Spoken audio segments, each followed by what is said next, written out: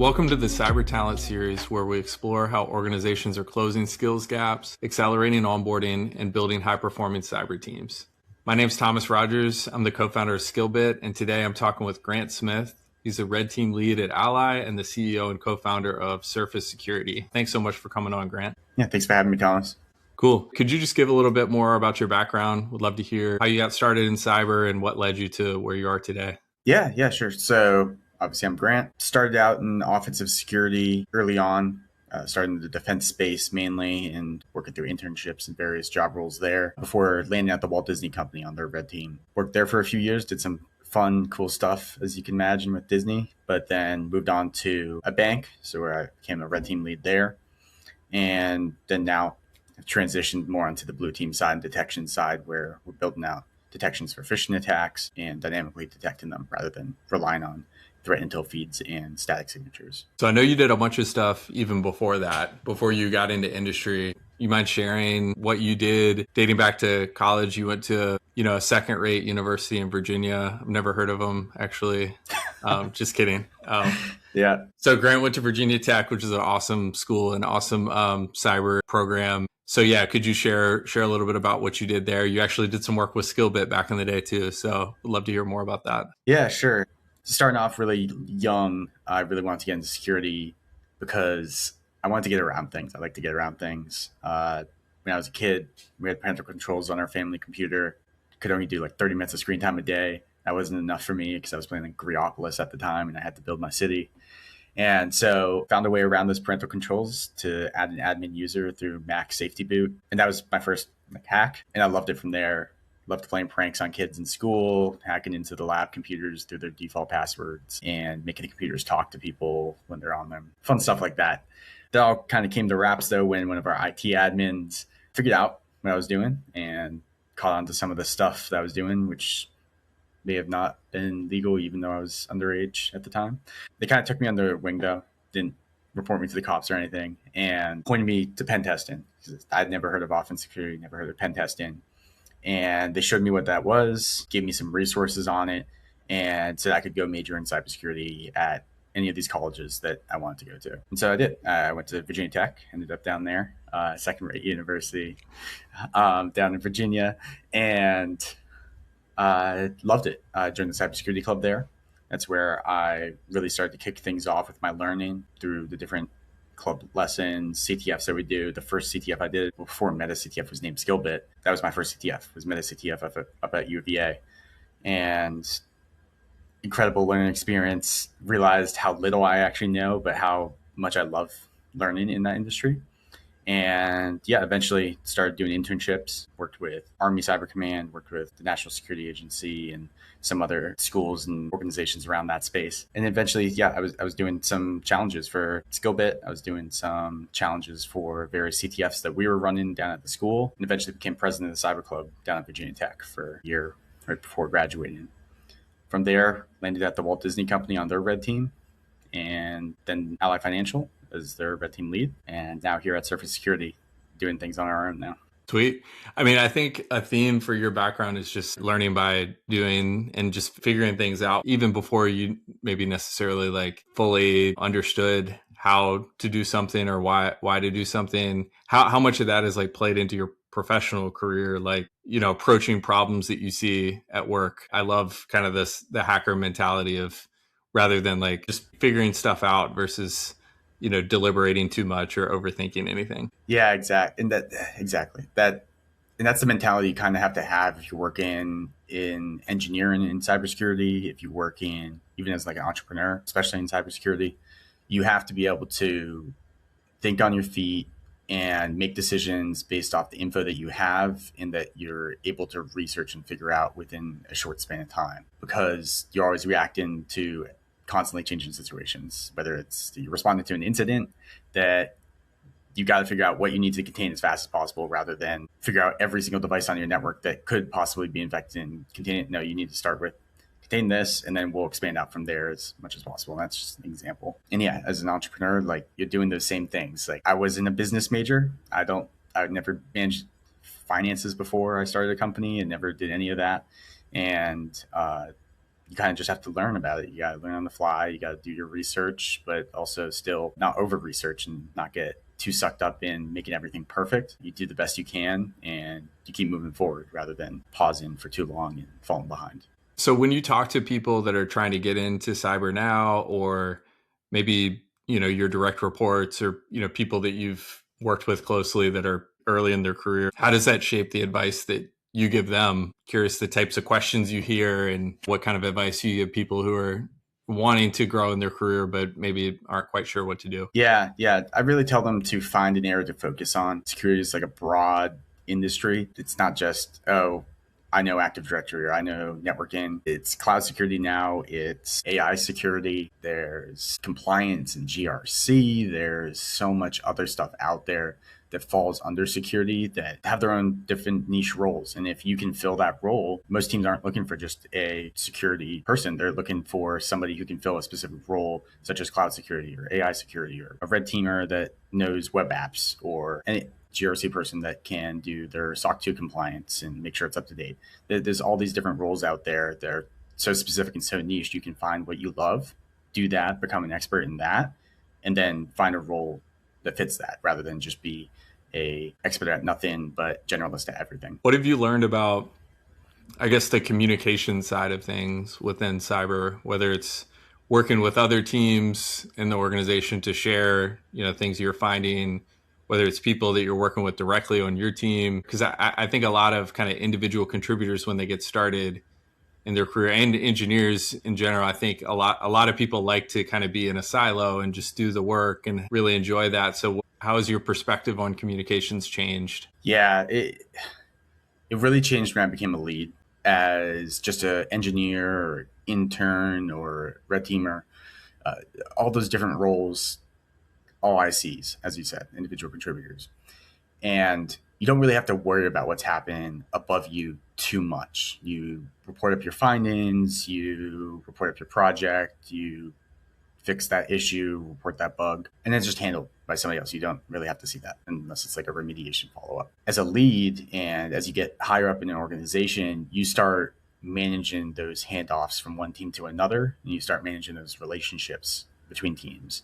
And specifically in red teaming, that involves a lot of trust, because you're coming to different orgs or different teams and saying, hey, we're going to go into your live production system and not take it down. Please trust us to do that. And it's hard. It's hard to do that. It's hard to convince people that. So you have to have a good track record. You have to have good relationships with other folks that they might trust already. And it's a lot of building relationships, networking, and building trust with other teams. And that's just my experience in the offensive side of things. With every other team, it's essentially the same thing, though. You have to, as a SOC manager or security automation manager, you have to have the trust of other organizations and like different teams to say, hey, let's install these agents on your machines, and we're not going to mess them up. We're not going to slow them down, but please just trust us on that. And so that just takes trust and networking and time. It's all people skills at that point. I think a lot of people think that when you think about a pen tester or OffSec engineer or something, they sort of skew towards the technical skills being the most important part of the equation. And I think it obviously is important, but how would you assess that versus, some of the things that you just talked about? And how would you kind of blend the importance of those two? Yeah, so technical skills obviously are huge in security. Having strong technical skills is important, especially for an individual contributor role, but it's not everything. I want you to be able to do these highly technical things and then be able to report out those specific findings in a way that people can understand, not just other security engineers, and even they might not fully understand it, even if they're the app owner, system owner. You have to be able to translate that to them on a technical level so that they can remediate it, and also translate it for higher ups in some sort of executive summary type manner. And finding somebody that can do both of those effectively is really hard. And so we'll do technical assessments of applicants, and they might be able to solve every machine in the lab that we give them during the assessment. But then the report is terrible because we don't understand what they did. We don't understand why they're doing it this way, how the system can be fixed, how it can be remediated. You need to be able to translate all of those both in writing and verbally during your brief out to app owners and system owners and executives if it gets up to that point. How much harder has AI made that evaluation? Like trying to figure out a person's skills and like what they understand and kind of all that stuff. It's made it a little bit harder because obviously there's people using AIs in interviews and there's all these different apps to do it nowadays. But there's a cost benefit you got to do with it. Like you can't stop everyone from using AI and you can't detect everyone using AI. And so we use AI in the workplace now. Every organization basically is moving that route. And so it's becoming more and more okay to use it. And so I think allowing them to use it on different tasks in a manner that doesn't compromise their integrity or the integrity of the test. So whether it's just simply asking AI questions about certain things or having it write a quick script for you, like that's totally fine. Like you're going to do that in the workplace anyways. But when we're doing like a technical interview and we see somebody clicking off to the side or like reflection in their glasses of an AI summary appearing on their screen, like that we don't fly with, and we're not going to pick that person. And you can't catch them all, but it eventually comes out based on just how they're speaking. You can tell they're reading something. You do have to know your stuff still, but AI does help throughout the process. And that's where I think the assessing for the soft skills is so much more important in understanding the person holistically. And you can tell if someone understands one of the you're talking about the labs that you all use in assessing candidates. Like if you ask someone to like talk you through it, they might be able to write a report or an LLM can write a report for them. But if they can't explain, or, you ask a couple follow-up questions, I feel like it's just like going deeper on like into more of a case study process than just a traditional, like, let's check the box and prove that they know, they have a baseline technical capabilities. There's so much more other important stuff. And that doesn't even hit on like some of the behavioral stuff. Like, is this person curious? Are they a hard worker? Are they good to work with? A lot of those things, which you can kind of suss out in these sort of case study cyber range environments. Yeah, exactly.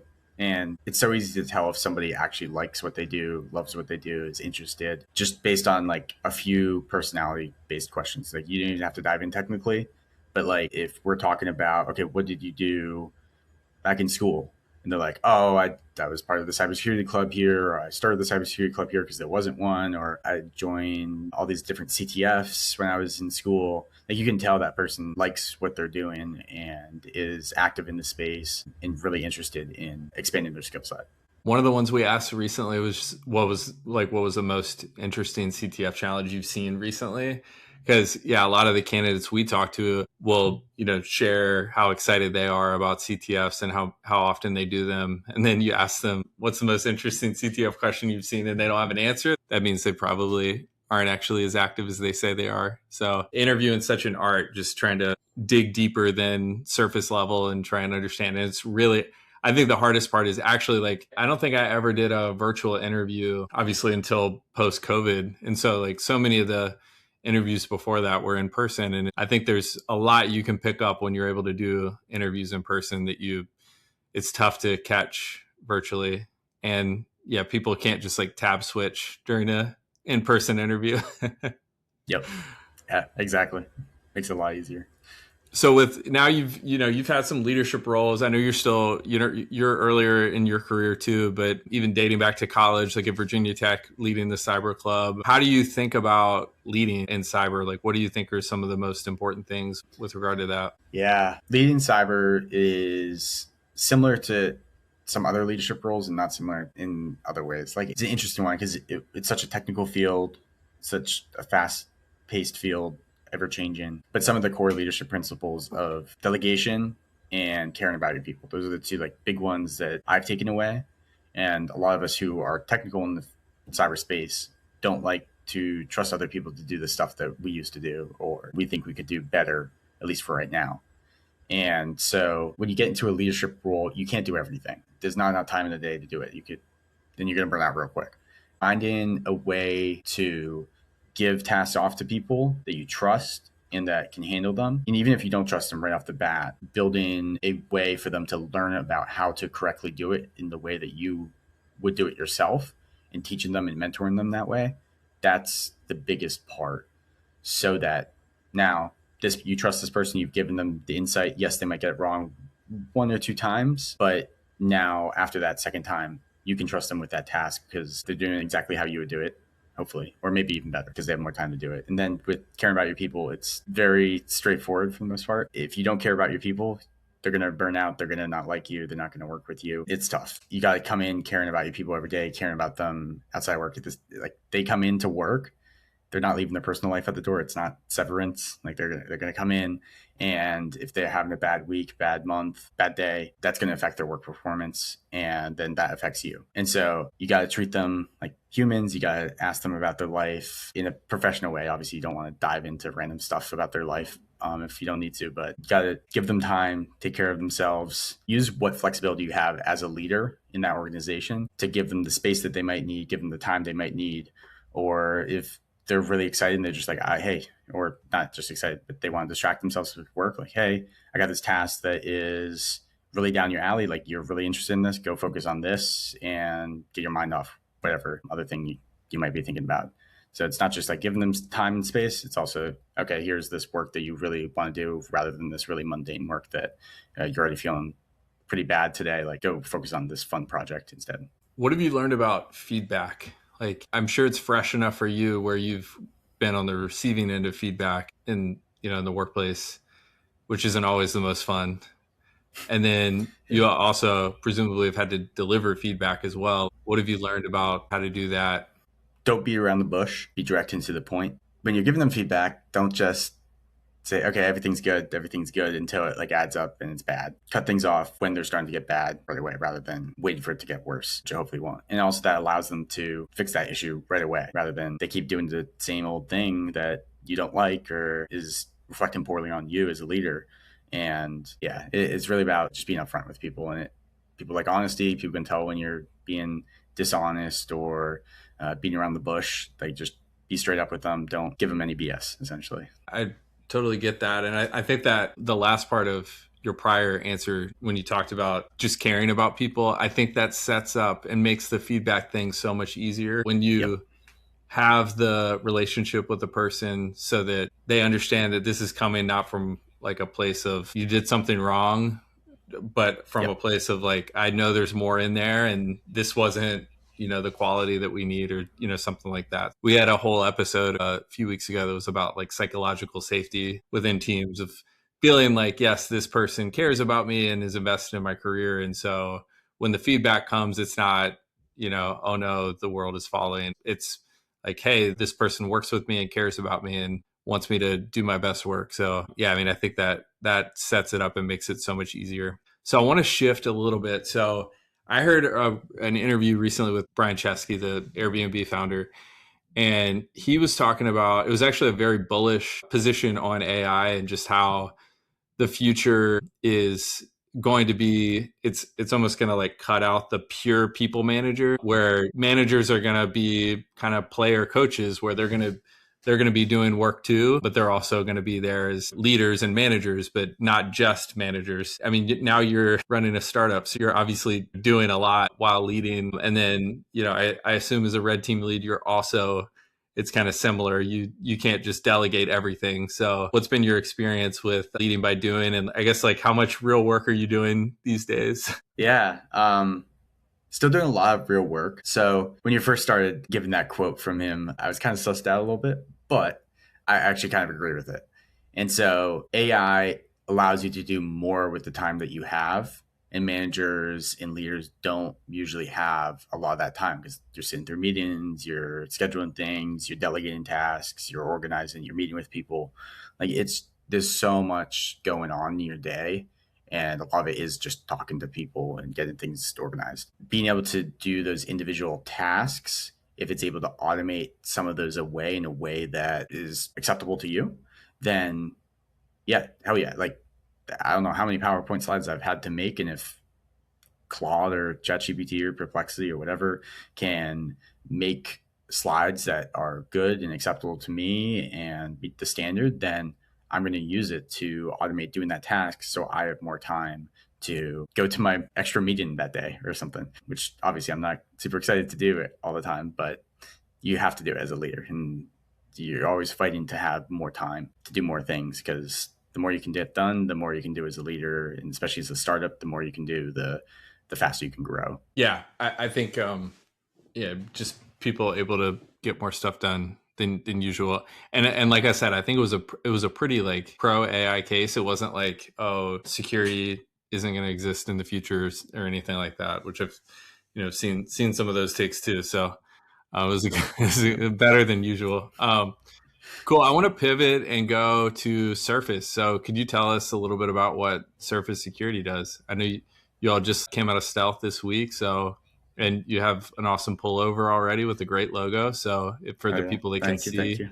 the video, so yeah, tell us about Surface. Yeah, so Surface is a enterprise browser security platform, and it's essentially a security analyst in your browser. So it allows you to see visually and at the code level detect phishing attacks, along with doing a number of other things that you would do from a security perspective, anyways, in the browser. So that's data loss prevention, that's shadow AI detection and prevention, all while maintaining your data sovereignty. So just like your security analyst goes and signs an NDA, they're not going to go export all your SIME logs to some third-party cloud or something. We don't do that either. So we deploy in the environment, we maintain that data sovereignty, while also giving you that adaptive and dynamic detection of phishing attacks and various other data loss prevention cases.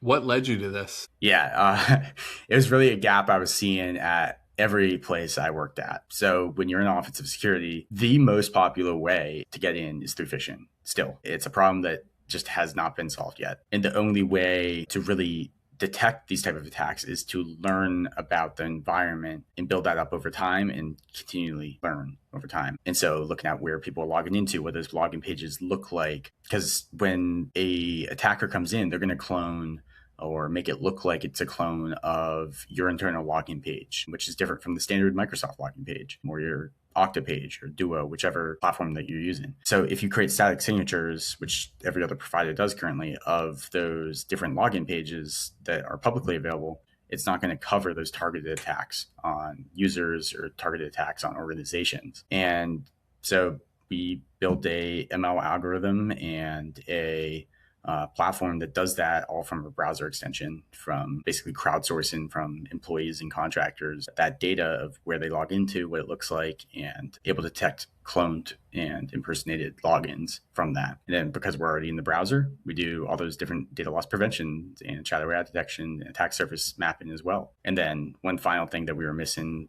at every org I was at was maintaining that data. We don't want every login page fingerprint and every credential that they type and all that leaving our network. And so we deploy in their environment or in their cloud so that they can maintain that and control what leaves and what doesn't. That's super interesting. I'm familiar with one other browser security startup that's grown a lot in the past few years, but I'm curious your perspective on where browser security is going, because it's still new ish. I think one of the analogies I heard with browser security is trying to make like an existing browser secure is like trying to turn like a Toyota Camry into like a sports car or something, like a race car. And it just wasn't built for that. So yeah, it seems like very logical that you would start from a place of security and then kind of go from there. But it seems like we're still early on in browser security. So like, where do you see this going? Yeah, we definitely are early on. Obviously, there's some players in the market. There's other companies out there doing browser security, but they all have their niche that they get into. So whether it's just focused on security and not data loss prevention, or it's just isolation and not detecting attacks and phishing and identity hacks, or it's data loss prevention and not really focused on security. And they all have their like different area. And that's okay. Like that's what if that's what they want to do. But being in the browser, why would you not do all of them?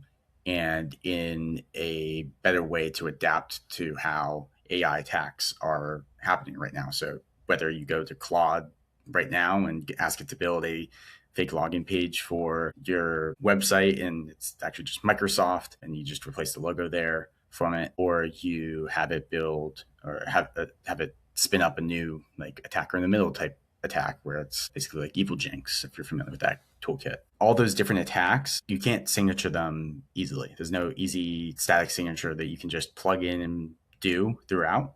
And you can't rely on threat intel feeds because somebody has to be or has to have looked at and caught that attack for it to go into the intel feed. And so that's already too late at that point. So if you're being targeted by somebody and somebody's doing spear phishing, or even if it's just a mass scale phishing attack against your organization with a targeted kit, you're not going to detect that with the current tools out there, because they all rely on things that take too long. And AI is fast, as we know. And so because we're able to put that security analyst in the browser, we're able to visually see, okay, like you still have to look like the Microsoft login page in some way. You still have to say Microsoft. You still have to say that organization's name. You still have to say, please log in here, or net, or like enter your credentials here, or whatever the term might be. And so we're able to visually see that. And also, of course, we're able to detect at the code level different phishing techniques that are done there. And so the combination of those signals that goes into our patent pending surface vision algorithm, and we're able to figure out, okay, this is a phishing page, and we're all able to do that in like the blink of an eye and catch those attacks, even if they're targeted, even if they're brand new kits out there. Makes total sense. I'm curious what the user experience you'd expect is kind of like with the browser. I know it's obviously one of the most used types of applications that exist today. So how are you thinking about that? Hey, again, we're wearing many hats as entrepreneurs. So from the user side, it's really quite simple. So it's a browser extension. It plugs into your browser. You don't have to go rip out and replace your browser as some of these other solutions make you do. It doesn't slow down your browser. It just plugs right in. You don't have to do anything on your end. It's just configured by your IT admin. They push it out by a group policy, and then it's live. It'll check into the server that's deployed inside of your network. So there's not really that much latency unless your VPN connection is really spotty, but it's all deployed for you in your network. And then on the end user side, it's just an extension. And so unless you visit a phishing page, you're not really going to see it. And when you do visit a phishing page, it's going to pop up and block it and tell you why, and then also give that info to your admins.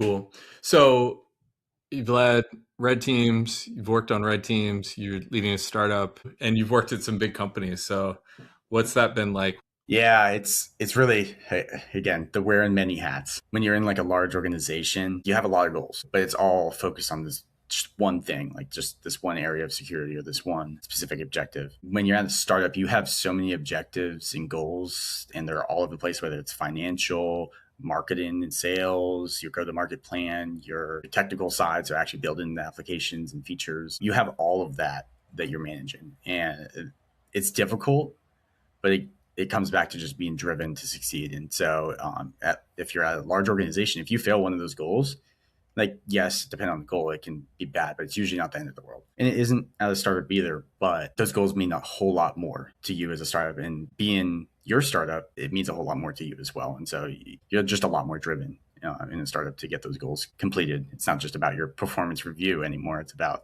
okay, like, does this company fail or grow really fast? Like that's what it comes down to. Yeah, that's great way to put it. So we ask the same closing question every time. And the question is, if you were starting your career in cyber today, what would you tell yourself? Good question. I would probably tell myself to just build stuff earlier. Yeah, so like myself included, a lot of people in security want to go do those certifications, tools, and just follow like the perfect path. Like you see all these images online of like the perfect certification career path. You go get your EJPT, your OSCP, and your, like, on the offensive side or defensive side, you're getting your blue team level 1, whatever those different certifications might be. But what really grew my career wasn't certifications. It was building things, it was breaking things, competing in CTFs, meeting people through those, joining those communities, and then just putting people around myself that are better than me, which is hard. Like, I came into school at Virginia Tech and I was like, oh, I know so much because I hacked into all these computers at my high school that were very insecure. No, I didn't know anything. I came to school and there was a kid there that could do ROP chain exploits as a freshman as well. And I had no clue what the hell that was. And so like advanced binary exploitation stuff was way out of my league at the time. And it really hit me like a brick wall. You kind of feel bad. You get that feeling of not knowing as much as you should, but you really got to grow from there and persevere through that. Build stuff, break stuff, have your wins, have your losses, and surround yourself by people that are better than you. Awesome advice. Great place to close. Well, thanks again so much, Grant, for coming on. Congrats on coming out of stealth, and excited to see where Surface goes in the next few months and years. Thank you. Thanks for having me, Thomas. That's a wrap for today's episode of the Cyber Talent Series. If you enjoyed the combo, make sure to subscribe on Spotify. Also follow us on YouTube and subscribe there. We'll be sharing content there as well. For ongoing tips on hiring, retaining, upskilling your cyber workforce, make sure to follow us on LinkedIn and check us out at metactf.com. Thanks for tuning in. We'll see you next time.